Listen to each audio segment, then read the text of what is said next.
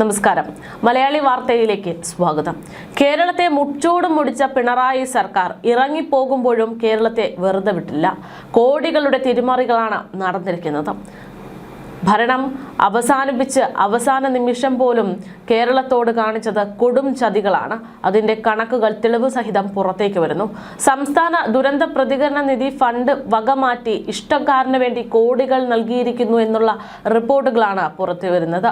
അതായത് ഇറങ്ങിപ്പോകുന്നതിന് മുൻപും ദുരന്ത പ്രതികരണ നിധിയുമായി ബന്ധപ്പെട്ട് പിണറായി വലിയ കടുംവെട്ട് വെട്ടിയിരിക്കുന്നുവെന്ന് സർക്കാർ ഉത്തരവ് നമ്പർ 203/2026 DMD ഡേറ്റഡ് 28/4/2006 വഴിയാണ് ദുരന്ത പ്രതികരണ നിധിയുടെ മാനദണ്ഡങ്ങൾ ലംഘിച്ചുകൊണ്ട് ചീഫ് സെക്രട്ടറി ജയതിലകിന്റെ പ്രത്യേക താൽപര്യത്തിൽ ശാസ്ത്ര സാങ്കേതിക പരിസ്ഥിതി കൗൺസിലിൽ പിണറായി വിജയന്റെ നാട്ടുകാരനും അടുപ്പക്കാരനുമായ കൗൺസിൽ എക്സിക്യൂട്ടീവ് വൈസ് പ്രസിഡന്റായിരുന്ന KP സുധീർ എന്ന വ്യക്തിയുടെ ശിഷ്യന്മാർ മാത്രം ജോലി ചെയ്യുന്ന ബിനാമി സ്ഥാപനത്തിന് 9.87 കോടി രൂപ നൽകിയിരിക്കുന്നതെന്നാണ് റിപ്പോർട്ടുകൾ. രഹസ്യമായി സൂക്ഷിച്ചിരുന്ന സർക്കാർ ഉത്തരവിന്റെ കോപ്പി ഇപ്പോൾ പുറത്തു വന്നുകൊണ്ടിരിക്കുകയാണ്. KP സുധീറിന് എതിരെ സ്വന്തം ബന്ധുക്കളെ KFRIയിൽ നിയമിച്ചതും സ്വന്തം ഗവേഷണ വിദ്യാർത്ഥികളെ മാത്രം വിവിധ സ്ഥാപനങ്ങളിൽ നിയമിച്ചതും സംബന്ധിച്ച വിജിലൻസ് അന്വേഷണം നിലവിൽ നിൽക്കുന്ന സാഹചര്യത്തിലാണ് ഇത്തരമൊരു തിരിമറി കൂടെ നടക്കുന്നത്. KP സുധീർ ചെന്നൈയിൽ ജോലി നോക്കുന്ന അവസരത്തിലാണ് കേരളത്തിലെ പ്രളയത്തിൽ ഡാമുകൾക്ക് ഒരു പങ്കും ഇല്ല എന്ന ഗവേഷണ പ്രബന്ധം പ്രസിദ്ധീകരിച്ചത്. ഈ പ്രബന്ധം ആധാരമാക്കിയാണ് ഡാം അല്ല പ്രളയകാരണം എന്ന് സർക്കാർ പറഞ്ഞതും പിന്നീട് മാത്യു T. തോമസ് കൃഷ്ണൻകുട്ടി സംഘർഷത്തിൽ ഡാമാണ് പ്രളയകാരണം എന്നത് തെളിവാകുകയും ചെയ്തതാണ്. കാര്യമായ യാതൊരു മുൻ പ്രവൃത്തി പരിചയവുമില്ലാത്ത വർഷങ്ങളായി ഒരു ഗുണവും കേരളത്തിലെ കാലാവസ്ഥാ വ്യതിയാന പ്രവർത്തനങ്ങൾക്ക് നൽകാത്ത കോട്ടയത്തെ ക്ലൈമറ്റ് ചേഞ്ച് സ്റ്റഡീസ് എന്ന സ്വകാര്യ സ്ഥാപനത്തിനാണ് ഈ വഴിവിട്ട സഹായം നൽകിയിരിക്കുന്നതെന്നാണ് റിപ്പോർട്ടുകൾ. ജയതിലകും ശാസ്ത്ര സാങ്കേതിക വകുപ്പിൽ മുൻ അഡീഷണൽ സെക്രട്ടറി ആയിരുന്ന ജയതിലകിന്റെ കൂട്ടുകാരിയും ചേർന്നാണ് ഈ കടുംകൈയൊക്കെ ചെയ്തിരിക്കുന്നത് എന്നുള്ള സൂചനകളും പുറത്തേക്ക് വരുന്നുണ്ട്. സംസ്ഥാന എക്സിക്യൂട്ടീവ് കമ്മിറ്റിയിൽ മുഖ്യമന്ത്രിയുടെ പ്രത്യേക താൽപര്യമാണ് ഈ പദ്ധതി എന്ന് പറഞ്ഞാണ് ജയതിലക് സ്വയം ഈ പദ്ധതിക്ക് അനുമതി നൽകിയതെന്നാണ് വിവരങ്ങൾ. കമ്മിറ്റിയിൽ പലരും ഇത്ര വലിയ തുക ഒരു സ്വകാര്യ സ്ഥാപനത്തിന് നൽകുന്നതിനെ എതിർത്തിരുന്നു എന്നുള്ള സൂചനയുമുണ്ട്. ഈ പദ്ധതി രേഖ പ്രസ്തുത യോഗത്തിൽ പങ്കെടുത്ത ആരും തന്നെ കണ്ടിട്ടില്ല. കൂടാതെ ഗവേഷണ പദ്ധതികൾ അംഗീകരിക്കുന്നതിന് മുൻപ് നടത്തുന്ന സ്വതന്ത്ര സാങ്കേതിക അവലോകനം, അതായത് എക്സ്റ്റേണൽ റിവ്യൂ, അതും നടക്കാതെയാണ് പണം നൽകിയിരിക്കുന്നതെന്നാണ് വിവരം.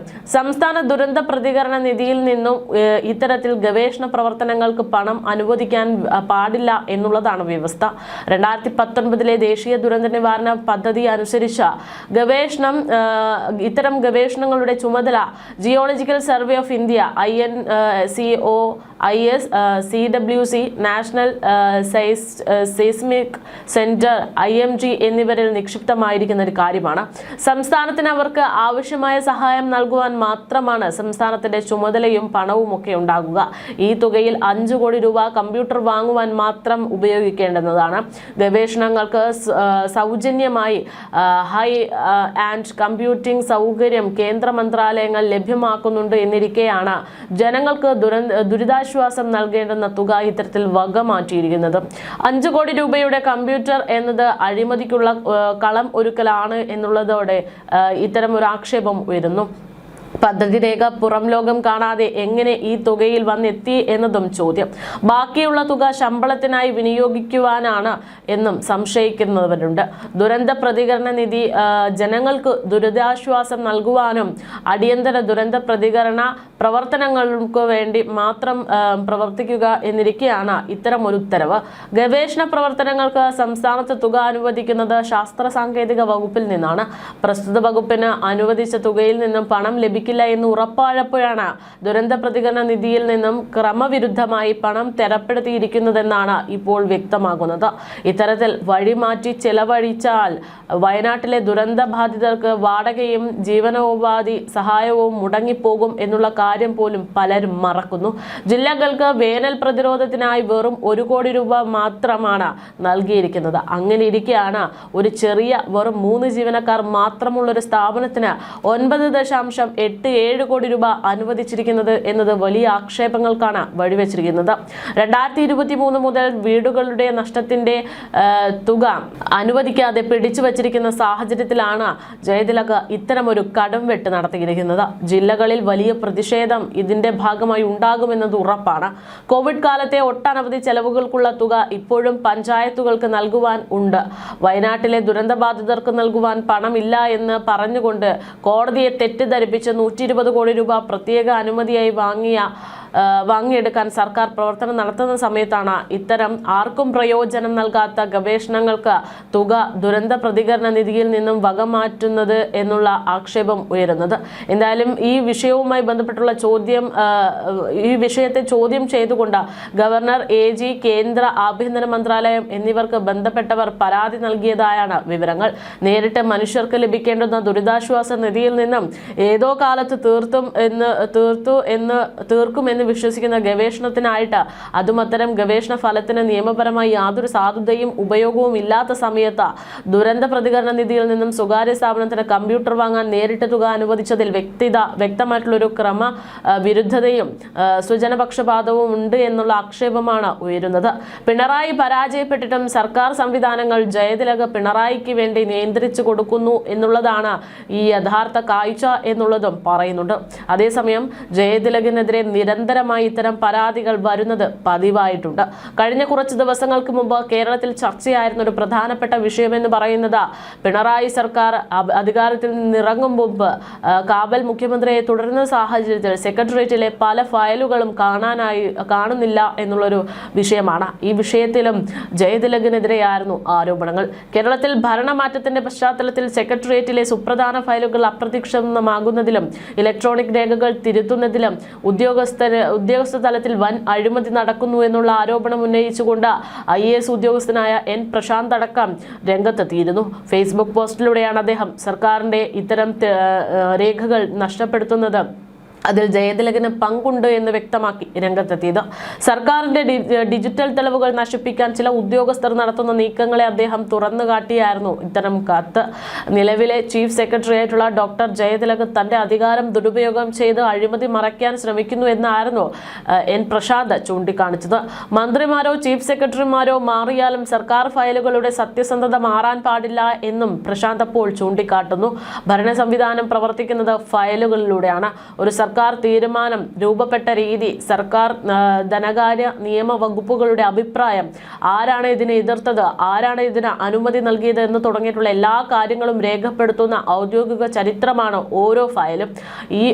ഇവ നിശബ്ദമായി അപ്രത്യക്ഷമാക്കുന്നത് ഭരണകൂടത്തെയും സുതാര്യതയെയും ബാധിക്കുകയും വെല്ലുവിളിക്കുകയും ചെയ്യുന്നതിന് തുല്യമാണെന്നും N പ്രശാന്ത് പറഞ്ഞിരുന്നു. സർക്കാർ മാറുമ്പോൾ, മന്ത്രിമാർ മാറുമ്പോൾ, ചീഫ് സെക്രട്ടറിമാർ മാറുമ്പോൾ, രാഷ്ട്രീയ ബോർഡുകൾ മാറുമ്പോൾ അവിടെ സ്ഥിരമായി നിൽക്കുന്നത് ഇത്തരം ഫയലുകളാണ്. പക്ഷേ അത്തരം ഫയലുകളാണ് ഇപ്പോൾ മാറ്റിക്കൊണ്ടിരിക്കുന്നത് എന്നുള്ളത് വളരെ ഗുരുതരമായിട്ടുള്ളൊരു വിഷയമാണ്.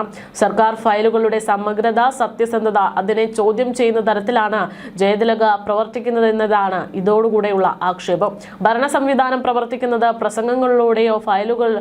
പ്രസംഗങ്ങളിലൂടെയല്ല ഫയലുകളിലൂടെയാണ് എന്ന് N പ്രശാന്ത് ചൂണ്ടിക്കാണിക്കുന്നിടത്ത് അതിന്റെ പ്രാധാന്യമേറുന്നു. സർക്കാർ തീരുമാനം എന്നതൊരു പത്രസമ്മേളനമല്ല എന്നും മറിച്ച് ഒരു ഫയൽ യാത്രയാണെന്നും, ഒരു പ്രപ്പോസൽ എങ്ങനെ രൂപപ്പെട്ടു, ആർക്കൊക്കെ പരിശോധിച്ചു, ഫിനാൻസ് ആരൊക്കെ ഫിനാൻസ് ആയിട്ട് അതാരൊക്കെ പരിശോധിച്ചു, ലോ എന്തു പറഞ്ഞു, ആരാണ് എതിർത്തത്, ആരാണ് ബൈപ്പാസ് ചെയ്തത്, ആരാണ് അവസാന അനുമതി നൽകിയത്, ഇങ്ങനെയെല്ലാം കൂടി ചേർന്ന് രേഖപ്പെടുത്തുന്ന രേഖയാണ്, ചരിത്രമാണ് സർക്കാർ ഫയലുകൾ. അത്തരം ഫയലുകൾ നശിപ്പിക്കുന്നതിൽ വലിയ സംശയങ്ങളുണ്ട് എന്നായിരുന്നു പ്രശാന്ത് ചൂണ്ടിക്കാണിച്ചത്. എന്തായാലും ഇത്തരം വിവാദങ്ങൾ ശക്തമായി മുന്നോട്ട് പോകുന്ന സാഹചര്യത്തിലും സെക്രട്ടേറിയറ്റിലെ ഫയലുകൾ ദ്രുതഗതിയിൽ നശിപ്പിക്കപ്പെടുന്നത് തുടരുന്നു എന്നു തന്നെയാണ് പറയേണ്ടി വരുന്നത്. കഴിഞ്ഞ ദിവസം 6 മന്ത്രിമാരുടെ ഓഫീസിൽ നിന്നായിട്ട് ഫയലുകൾ നീക്കിയതായിട്ടുള്ള റിപ്പോർട്ടുകൾ പുറത്തു വന്നിരുന്നു. ഭരണമാറ്റം നടക്കാനിരിക്കെ ധൃതി പിടിച്ചുള്ള ഇത്തരം ഫയൽ നശിപ്പിക്കൽ അത് വലിയ രീതിയിലുള്ള സംശയങ്ങൾക്കാണ് വഴിവെച്ചിരിക്കുന്നത്. എക്സിറ്റ് പോൾ ഫലം വന്നപ്പോൾ തന്നെ വിവിധ വകുപ്പുകളിൽ നിന്നുള്ള ഫയൽ നശിപ്പിക്കാൻ തന്ത്രങ്ങൾ മെനഞ്ഞിരുന്നു എന്നുള്ളതാണ് സൂചന. മന്ത്രിമാർ അഴിമതി ആരോപണങ്ങളിൽ നിന്ന് രക്ഷ നേടാൻ നടത്തുന്ന പ്രവൃത്തിയാണ് ഇതെന്ന ആക്ഷേപം ശക്തമാകുന്നതിനെ തുടർന്ന് പുതിയ സർക്കാർ അധികാരത്തിലേറിയാലുടൻ ഇത്തരം ഫയലുകൾ പരിശോധിക്കാൻ സാധ്യതയുണ്ട്. ആ പരിശോധന ഒഴിവാക്കാൻ വേണ്ടിയായിരിക്കണം ഇത്തരം ഫയലുകൾ നശിപ്പിക്കുന്ന രീതി. ഈ ഓഫീസ് സംവിധാനം നിലവിലുണ്ട് എന്നിരിക്കെ കടലാസ് ഫയലുകൾ ഉപയോഗിക്കുന്നത് എന്തിനെന്ന സംശയവും ശക്തമാണ്. പെരുമാറ്റച്ചട്ടം നിലവിൽ വന്നപ്പോൾ മുൻ തീയതികളിൽ വച്ച് ഉത്തരവുകൾ ഇറക്കുകയോ വഴിവിട്ട സഹായങ്ങൾ നൽകുകയോ ചെയ്താൽ അവയുടെ തെളിവുകൾ ഫയൽ നശിപ്പിക്കുന്നതിലൂടെ ഇല്ലാതാകും എന്നുള്ളതാണ്. ഈ ഓഫീസ് വഴിയാണെങ്കിൽ തെളിവുകൾ നശിപ്പിക്കാൻ സാധ്യമല്ല. അതുകൊണ്ട് തന്നെ ഫയലുകൾ നശിപ്പിക്കുന്നത് വലിയ അഴിമതികൾ മറച്ചുവെക്കാൻ ശ്രമിക്കുന്നതാണ് എന്നതാണ് വ്യക്തമാകുന്നത്.